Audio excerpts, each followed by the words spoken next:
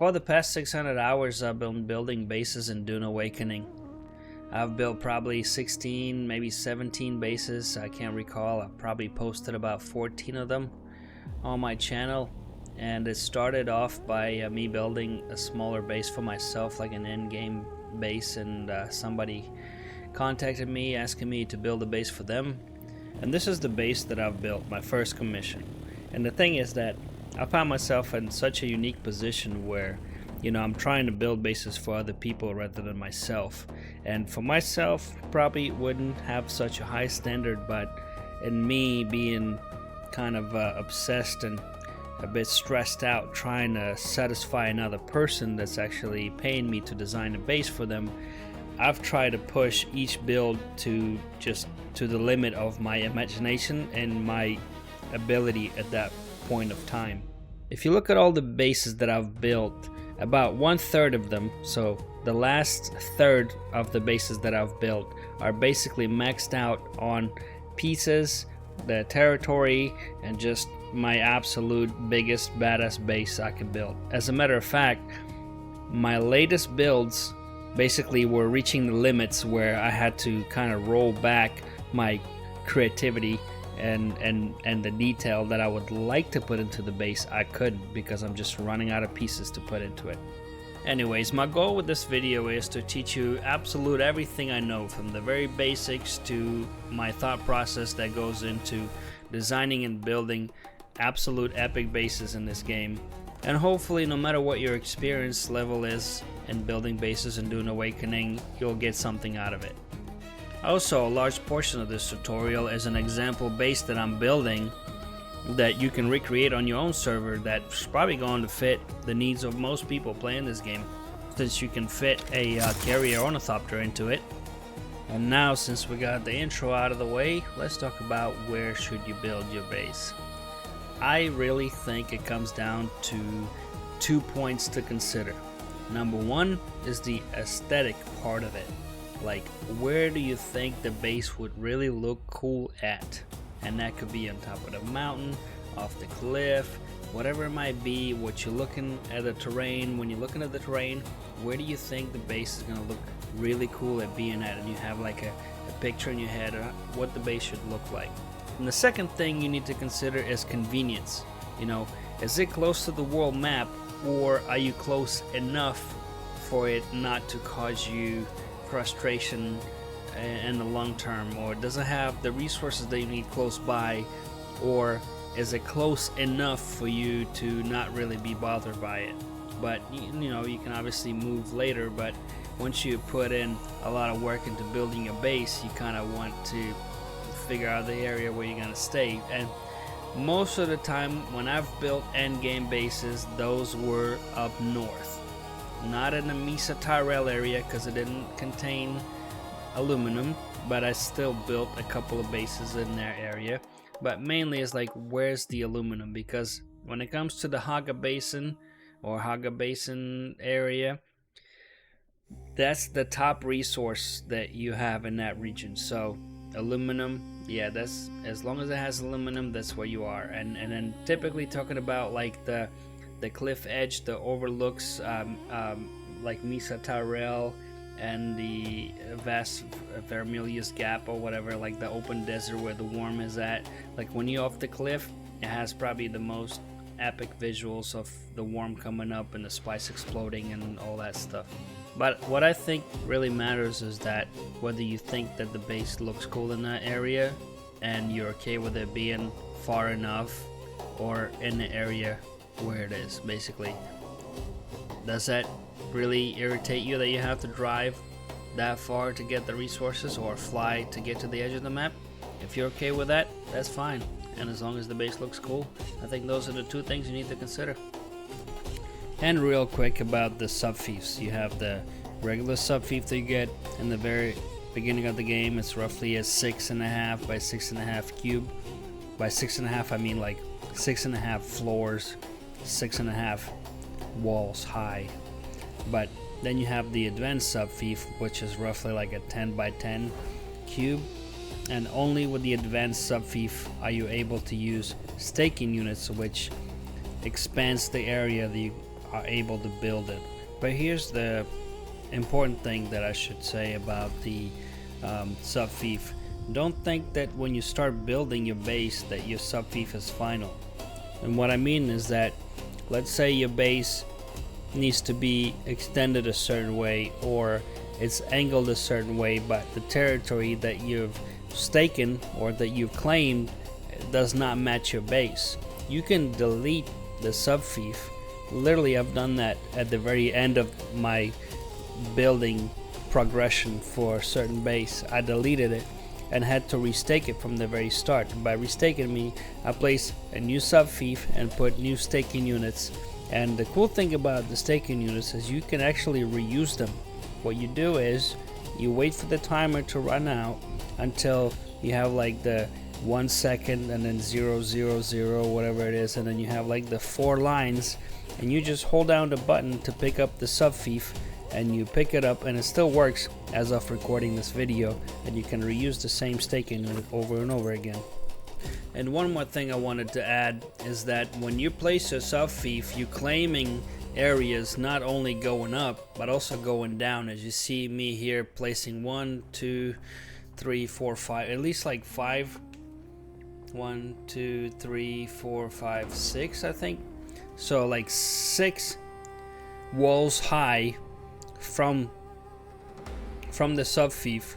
The main thing is when you're placing your staking unit, you're gonna expand up and down. So if you need to expand down, just place a vertical staking unit that's gonna claim areas above and below your current area. So I wanted to cover a little bit of the structural components of any builds, right? Those structural components like the foundations and the columns, they provide the support for your base. So you're gonna have to place those down on the ground. And if you're trying to build anything off the cliff, you're gonna have to place them right on the edge of the cliff. The thing that I really wanted to cover here real quick is the difference between using triangle and the square pieces. If you're building off the cliff, each of the foundations supports, I think, 8 or 9 floor pieces. And as you see, the triangles don't go as far as the squares do support-wise. I'm gonna link a video in the description of this guy that kind of explains the limitations and how the support works. I'm not gonna cover this in this video, but if you're building something, even if you don't watch the other guy's video, just keep in mind that squares are gonna go further out than triangles if you're building off the cliff. So you may want to combine both to provide the support to each other, mainly just the squares adding extra support for the triangles, and you'll be able to go further out off the cliff. And here's another thing I would like to add about the triangles and the squares and the half circles, whether it is the wall, the roof, or the foundation, is that you can attach any wall, like literally absolutely any wall, to the square, floor or foundation. Now to the triangle, you won't be able to really attach the half round walls, but you're able to attach regular walls to the triangle and then attach the half round wall to the triangle. And the reason why I'm saying this is because it all plays out kind of in the support aspect of the base, you know, which part supports what. So if you're trying to add a half round wall to a triangle floor, it will not be supported by the foundation or the floor itself, but rather than a wall such as this. The aspect to this is the inclines, and is basically you can put inclines like the stairs or whatnot above a square, but you can also add inclines to triangles. And on some builds in some areas it wouldn't be a big deal, and actually use it quite a bit, putting these inclines, but as you see, the mismatch with the walls. So it's mainly I use these inclines from a floor above and kind of going down to the floor below, and it does not match or stick or snap to the floor below, but still it works. And it's something to keep in mind, that whether you want to build an incline above or below, you may want to have a square, because otherwise, as you see, the floor does not match if you go from the bottom up, but rather from top down. Then it works quite well. As you see right there, it may not snap to the floor below, but it matches good enough for it to look aesthetically fine and really not cause any trouble, except that it won't add any support. The reason why I'm saying this is that if you look at this build right here as an example, as the inclines that you see, the square inclines, are only in the locations where a floor above it is a square. Otherwise, I have to use like a triangle roof piece to add an incline. But basically, you may want to think about it ahead of time when you're doing the floor design, and just kind of realize that you won't be able to use certain inclines above a triangle floor. And here's a little bit of a practical example of this. So I got this like circle right here, and right above the squares I'm putting inclines, which is stairs, and I'm building a spiral staircase, which I've done on several of my builds. So above the squares put the inclines, because they take a square area, and then go to triangles right above it. You see triangles are matching up with the triangles below it. And then we go back to the squares, which should be an incline, like that.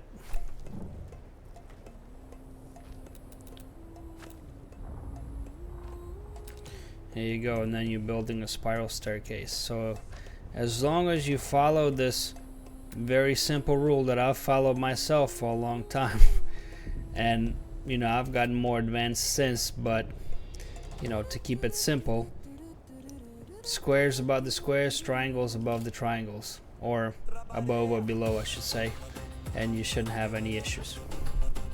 Now the one thing I've seen quite a bit in my comment section is that people are having issues with the triangles and squares are meeting up, and the best advice that I could give you is that don't try to meet up two sections of the base where you use triangles and squares, meaning build outwards, but don't try to meet them unless you really understand the pattern, because I kind of understand the pattern, but I can't really explain to you. I've just done it for so long. Basically the way I done it is that if the square doesn't match, or if the triangle doesn't match and there's a gap, I stick a square, and you'll see that as you see these things are kind of snapping together. As long as you're building outwards, you see the triangle wasn't matching there, so I switched back to squares. As long as you're building outwards and you're not trying to meet two ends together, you're fine. And then once you've done it long enough, you start to kind of understand the pattern a little bit and how it works. That may be like a video for a different time, but I really have a hard time explaining how this pattern works. But I can pretty much go from squares to triangles, triangles to squares. I can flip-flop as long as you go from in out, then you're fine. And at least that's how I've learned it. And as you see over here, once you do this like a floor design, now you can see kind of where to use the inclines over the square floors. Just a little quick demo. Now let's talk a little bit about the wedge walls. I've used those mainly decoratively and to cover the gaps underneath the staircases. So here's an example of a base right there. What I'm using some half inclines to do a little bit of decorative aspects of it. For example, like on this base, I've done like a whole Atreides hawk design right there on these hangers. That's mainly the two ways I've used the wedge walls. Here's another example of what I was talking about. Is when you see the green floor underneath is a square, and I'm using a square roof. Now there are different pieces of the square roof that you could use. but nevertheless it always is square. And then where the triangle is, you use triangles. So as you see over here, it's not matching up really good, but as far as my choice for the square roof. But as far as the triangle floors underneath it and me matching the triangle roofs above it, as you see here, I'm just choosing the right square roof to match it really well. And right there is again triangle below it. So we're using triangle roofs right there again. So if you follow this rule, you'll be able to close it up and have everything match and looking good. Another tip I would like to give you is that oftentimes when people are building, especially when it comes to the Harkonnen bases, is that they see the inner face and the outer face written on it, and they just automatically choose to have it face the way that the pieces are intended to be. But if you look at over here, for example, when I'm facing certain parts that's supposed to face inwards, I'm facing them outwards. It looks pretty cool. And basically what I'm just trying to show you is that don't always use the pieces the way they were intended to be used, and just try them out different ways and see what it looks like and see how you like it. That's what I did. This kind of method also works pretty cool on the half round walls when you're using them not the way really they were intended to be used. As you see, I'm using them kind of inside out over here. I'm covering the gap, and yeah, that creates a cool effect over here. And there's really no other way of learning without just trying things out. This is what I did. I just tried different designs and see what it looks better and learn what works, what doesn't work, and eventually it all became more fluent and kind of stuck in my head. So another tip that I have in regards to just building walls, generally just building some walls instead of making it really boring, what I like to do is use, for example, like half walls, and then use window walls, or you know, whatever your walls of your choosing are, and then sometimes even flipping the half walls out. That creates a really cool effect, a lot more realistic than just smacking the same kind of a wall up and down. As you see right here, half walls, and then the Atreides walls. Sometimes you can even do kind of flip the design a bit, such as that one.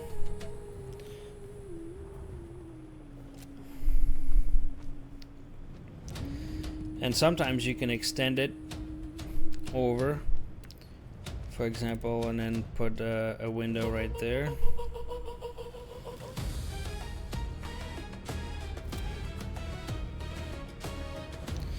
And again, this is all trial and error. Just try different ways of combining these walls and generate your own design if you'd like, but that's the way I like to do it. Here's a cool tip when it comes to these rounded walls. When you use the half round walls, it can combine with anything else pretty much, so you can put anything in front of it. So what you do is you put 2 layers of half round walls, then you put half walls, for example, then you do wedge walls. Let's say you're trying to build a column of some kind, like there's a corner right there, and you're trying to make it really aesthetically pleasing right here.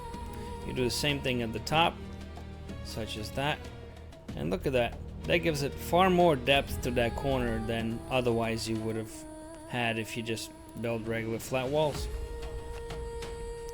Now really quickly, I just wanted to cover some of these special pieces like these inclines and the staircase. The stairs are basically the same as if you were to build your own stairs right there with just regular floors and half inclines. Is basically same exact thing. I don't really see the point in it. The ramp is kind of cool, but it's very narrow, so if you're building a big base, not that great. You can't really do anything else with it. Now these pieces right here, these are pretty cool, but I only see the use in these being outside, because you can only use a wall above it, or you can put a floor above it. You can't use any railing, and they don't combine very well with anything else on that side, so you can't really build the wall right there in that corner. You see it doesn't match right there, so they kind of funky, and I've built most of my bases without them. And the only thing, like I said, use them on the outside of your base if you like. Otherwise, they just create some issues with things not lining up. So I wanted to demonstrate certain things here in practice by building this base real quick that you can try to follow along. Now, a little bit of a warning here.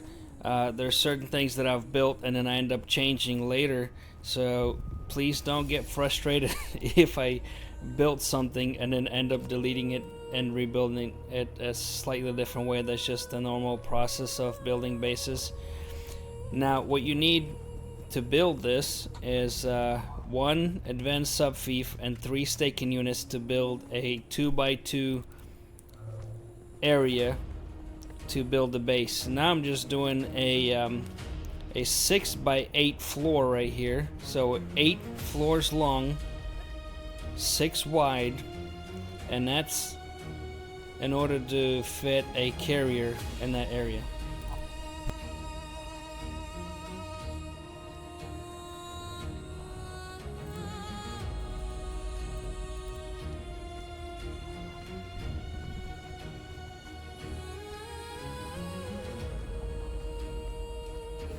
Alright, and once this area is done, this is basically where I'm planning to land the carrier in.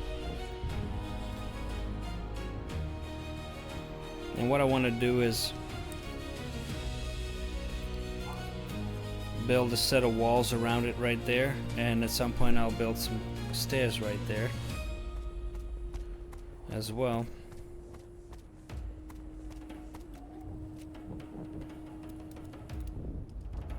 Now the next step is to make the base less square, so I'm going to be trying to round it off by using triangles and squares. So try your best to follow along, because I'm kind of figuring it out as I'm building it myself here. As you see right now, I'm just placing the triangles to where they meet up with the corner of the square right there, and I'm skipping over, and then I'm going to figure out where I'm going to put an extra square and the triangle. It doesn't matter if you're following this build, it doesn't matter so much as long as you mirror or you do the same thing on both sides.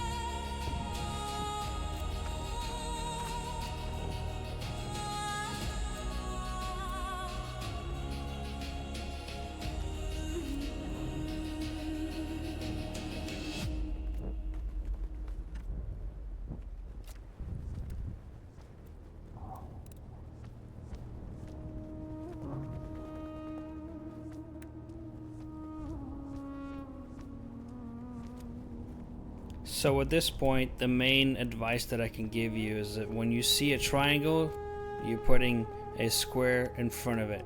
If you see a square, you're putting a triangle in front of that.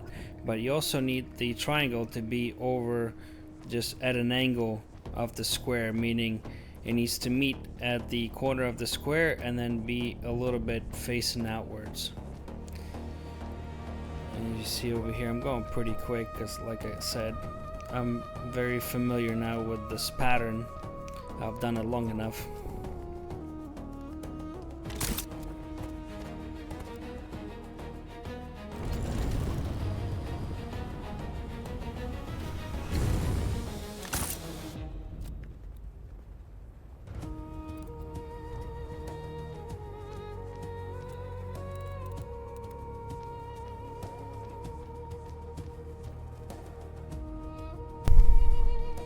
So you do have the benefit of slowing this video down if you need to follow it a little bit more closely, or even pausing and taking a screenshot or something like that.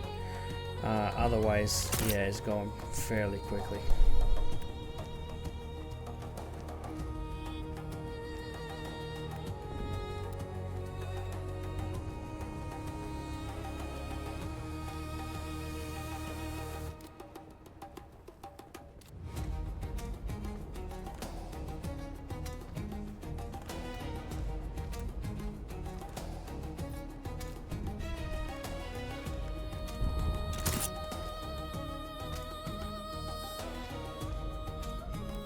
And at this point, as you see, I ran out of stability, and I just matched the foundation below to match the floor above as a triangle, just to match the bottom floor with the top floor, just in case I needed to. But that adds the stability that I need to continue building. So especially at this point, I kind of wanted to give another tip, is that go maybe a floor above what you think you need to go, because as you see, I'm hitting at the terrain in that corner, whereas the rest of the base is fine being above anything that would clip through the floor. So I kind of learned that. Don't follow that tip or philosophy myself, but it's much better to be a floor above what you think you might need.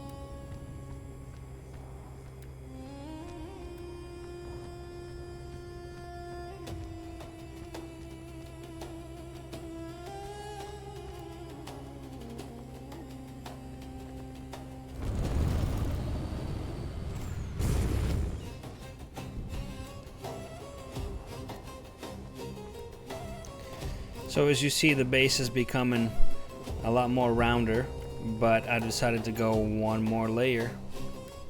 Kind of the bigger it gets, the more round the base gets, the more rounded the corners are.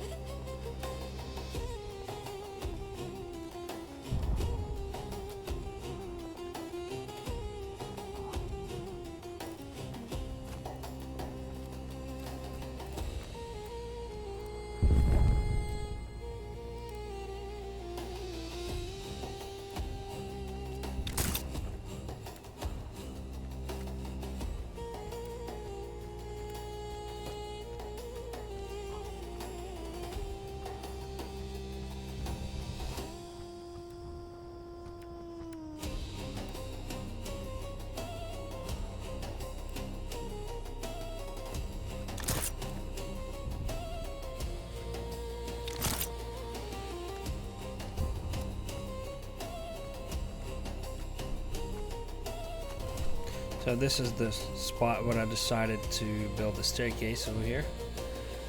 And as you see, the lesson I was telling you as far as staircases not wanting to line up. So I go from top down from the triangle floor, which is fine. You know, it's gonna cover these gaps of things not meeting up completely where I need it to be, but I don't need it to be super supported. Basically, I just need it to be a little staircase right there. Make this corner a lot nicer with the columns.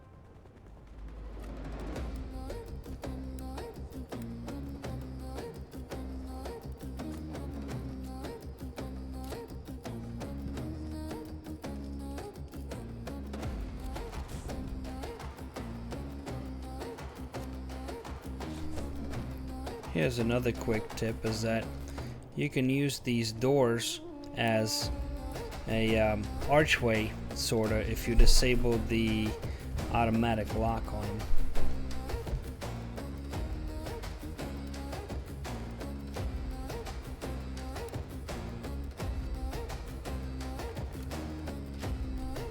And this was a practical showcase of how I do these builds. I do half walls, windows, half walls right there. Just like that. It looks pretty slick to me.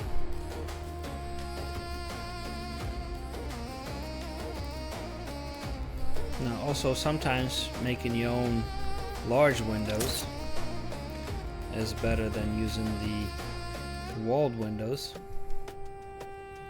So if you wanted to make a long panoramic view, especially from when it comes to the inside of the base, as you see right there, I end up deleting that piece and kind of making the walls match right there.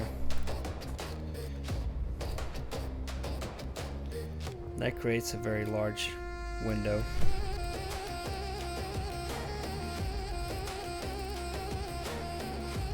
And I've done builds where I create my own windows and create my own columns and create my own ways of designing things. Over here I'm just kind of running around back and forth, just trying to figure out where the dividing wall will be.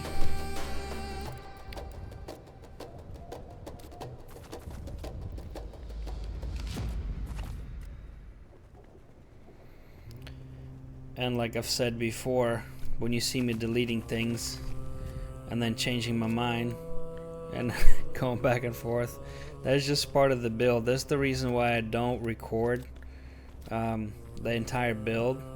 And this is again me kind of building something that I'm not 100% satisfied. And if I were to build this base for someone else, I would have spent a lot more time and build and delete more things. But since this is just a tutorial, I'm like, whatever, you know, that's good enough kind of thing. The point of this is just to demonstrate certain building techniques and just my process of designing bases. And this base really is all about one idea, is to be able to land a carrier in the center of the base.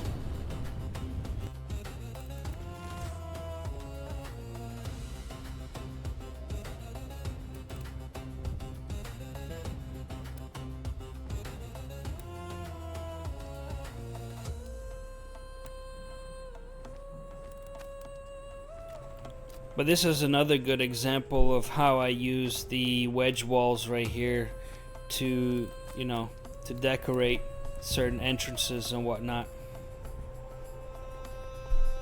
I'm gonna fast forward a little bit because all I'm doing is just copying this section over to the backside.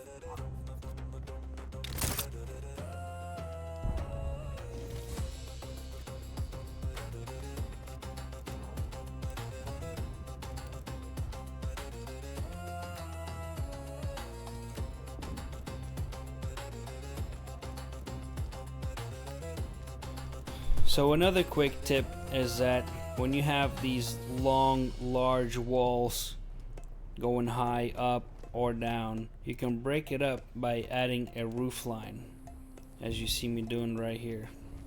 I don't need this section of the base to be that high that entire time. Breaking it down is going to look a lot better.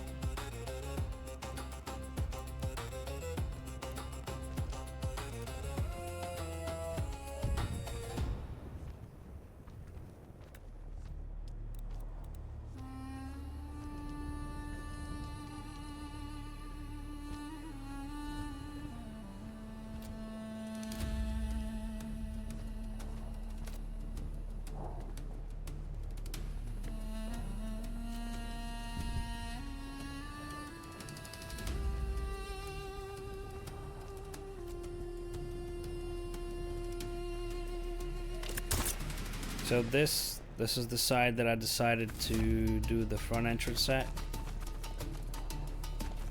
but I'll come back to it later.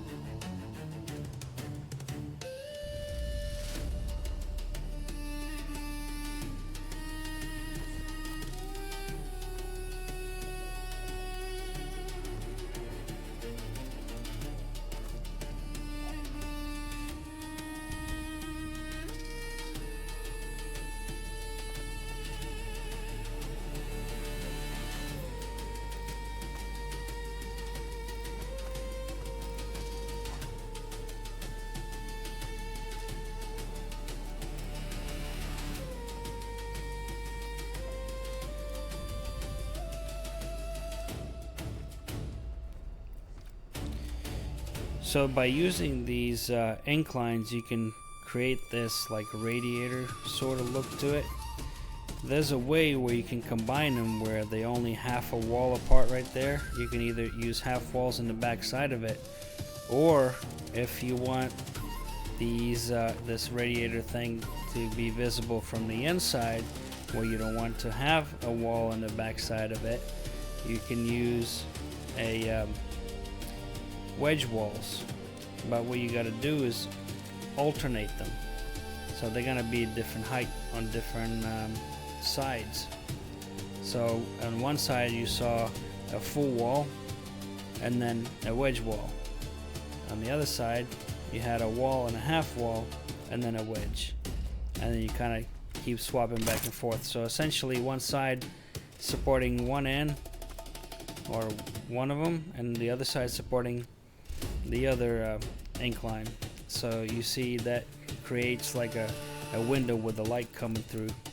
Now if you're smart and kind of plan it ahead of time, you can have these inclines facing upwards so that you have light coming through them instead of like me.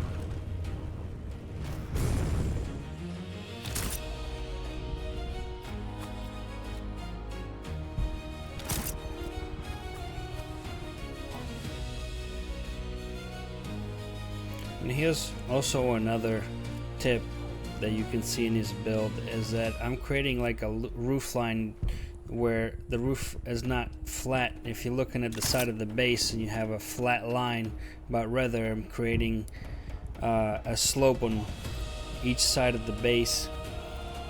But that kind of breaks it down a little bit, makes it less square. Not necessarily that you don't want a flat line, but if it's part of your design, sure, go ahead and do it. And you'll see in this base there's some areas where I will do a flat roof line, but oftentimes you see I'm breaking it down, changing it up so I don't have these large sections of the base where it's very flat and straight.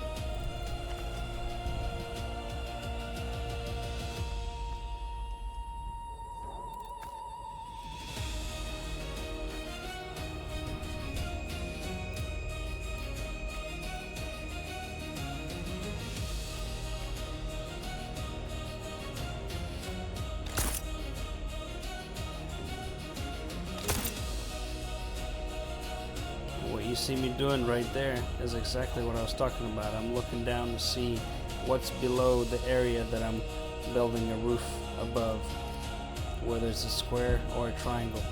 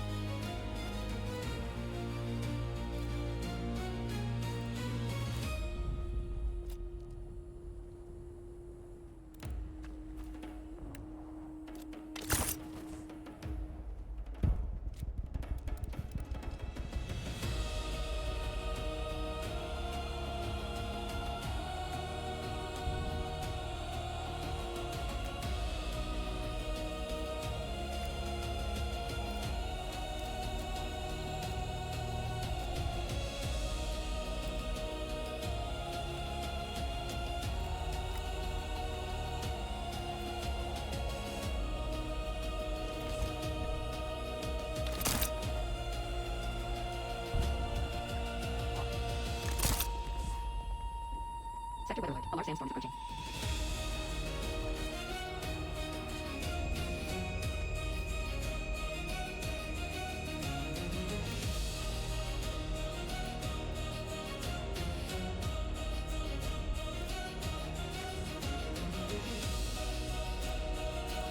Sector weather alert. A large sandstorm approaching.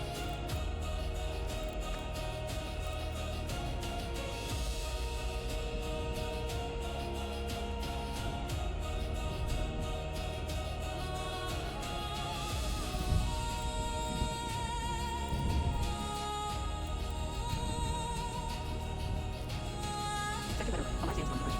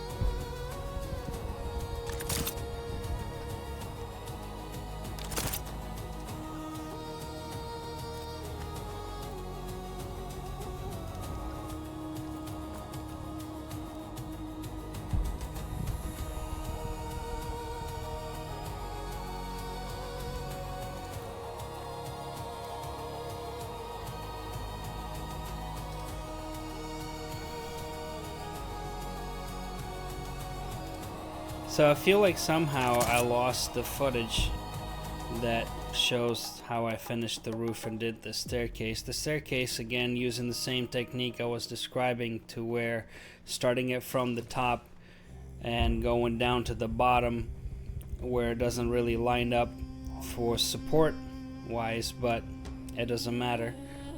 In certain circumstances like that, it really doesn't. But I finished this little entrance right here with the balcony above it.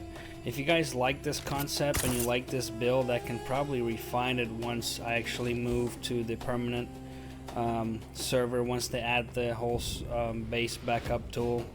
This part over here of the roof, that's pretty much done. All I needed to do is put a penta shield right there. I'm missing a couple of pieces due to support because I didn't finish building the parts below this area of the roof. But it's pretty much done.